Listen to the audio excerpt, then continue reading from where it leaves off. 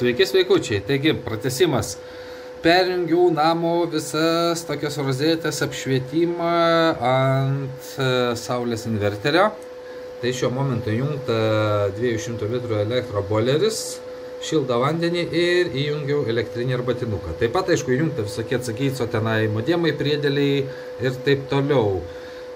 Telikų kompų liktai neįjungta šiuo momentu. Tai vat galit matyti, kad namas suvartoja 4,29, 23 kW, o saulės elektrinė kol kas gamina 2,27,5 čia, žodžiu. Tai vat, grubiai tariant, 2,3 kW. Aišku, dabar turim po 11 valandų čiučiut naujų laikų jau, kadangi šią naktį pasisuko laikas į priekį, tai senų laikų būtų apie 10 valandų, gal 15 minučių, 10 valandų 20 minučių, o dabar, aišku, turim apie 11 valandų 20 minučių, kažką panašaus.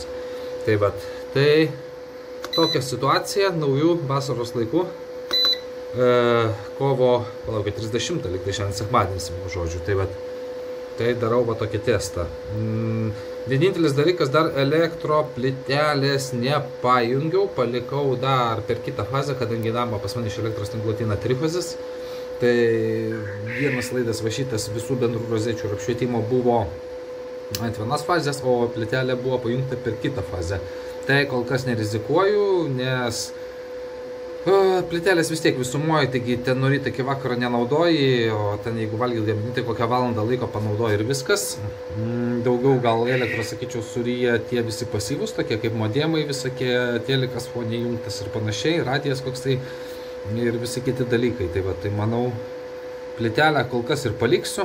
Jeigu ten per mėnesį keletą kilovatų 20-30 sunaudosim elektros tik plyteliai, tai čia, skaitau, nieko baisaus.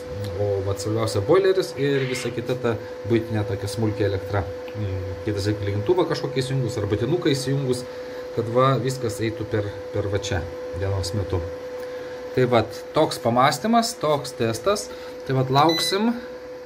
Žiūrėsim, kai bus pietus, kokia 1-2 valanda ir saulė bus taip vadinamajam pike šiuo momentu, pačiam aukščiausiam taške ir į batarkės geresnių kampų kris, nes dabar mano nėra visai tas geras kampas, mano saulės baterijų tas kampas gaunasi labiau toksai pietvakarių, o ne pietų pusės, tai vat, tai pas mane į saulės batarkės saulė pradeda šviest, nuo kokių tik tai panašiai pusę 11 pradeda krist kampu į saulės baterijas, tai vat, tai to kritimo biški dar gero iš tikrųjų truko.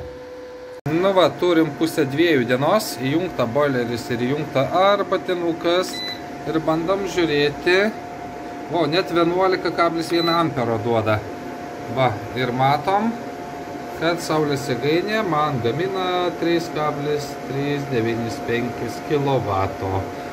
O sunaudojam šiuo momentu su boileriu ir arbatinuku įjungtu 4,20. Aišku, dar įjungta yra kompas nešiojamas su monitorium, tada dar kita dukra yra įsijungus kompą. Tai va tokie naudojimai ir va 4,2 kW sugeba pagaminti va kažkur tiek. Tai va praktiškai, galima sakyti, kilovatą tokia beveik ir trūksta. Va šiek tiek nukrito pagaminimas, nes įsijungia arbatinukas greičiausiai. Tai va, rezultatai tokie. Vienu žodžiu, 4 kW iš esmės beveik užtenka. Aišku, dar porą kW nemaišytų dėl pilnos laimės, bet šiaip net ir su 4,2 kW dienos vidurdienio metu galima pakankamai neblogai taupyti elektrą. Dar vienas įdomus niuansas, ką su šitais hibridiniais inverteriais pastebėjau, tai šitoj vietoje rodo, kiek gamina, bet rodo iš tikrųjų ne tiek, kiek sugeba pagaminti, o tiek, kiek reikia. Tai yra, inverteris ima iš saulės baterijų tiek, kiek jam reikia. Tai va, čia rodo maitinimą, kiek namas sunaudoja, tarkim su boileriu su viskuo. Tada jisai pats kažkiek inverteris maitinimui viskam naudoja energijos, ko pasekoja, va, rodo, kiek iš saulės baterijos paima. Tai realiai būna, kad saulės baterija gali gaminti ir 3 kW tuo momentu, bet jeigu boileriui ar dar kažkam nereikia tokio poreikio, jis tiesiog įrodo šitoj vietoje tiek, kiek jam reikia darbui. Nu, nežinau, tikiuosi suprato, tarkim, jeigu būtų kokių 10 kW saulės jėgainė, tu naudotum 3 kW va čianai, o tau gamintų kokius realiai 8 kW, bet tu sunaudotum tuo momentu apkrova būtų 3 kW, tai tau įrodytų, kad iš saulės baterijų ten paima 3 kažkiek kW.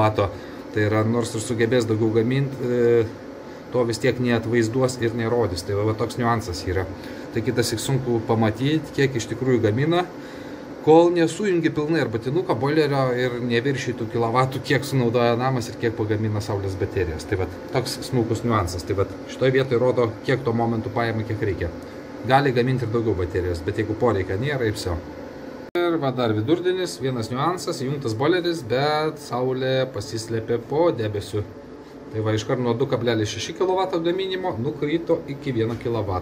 Taigi 4 kW galingumo modulių nukrenta net iki 1 kW, jeigu pasislėpė dienos metu už debesėlių. Nu ir dabar matom, kad va iš po debesies turbūt biškiai jau lenda ir pradėjo po biškiai kilti kilovatai. Nu va. Nu va, iškart va, iš po debesies išlindo ir iškart galingumas, kaip ir sakiau, va, jau, va, ir amperažas pradėjo kilti, va, iškart iš po saulytės, kai išlenda, iškart gamyba atsigauna.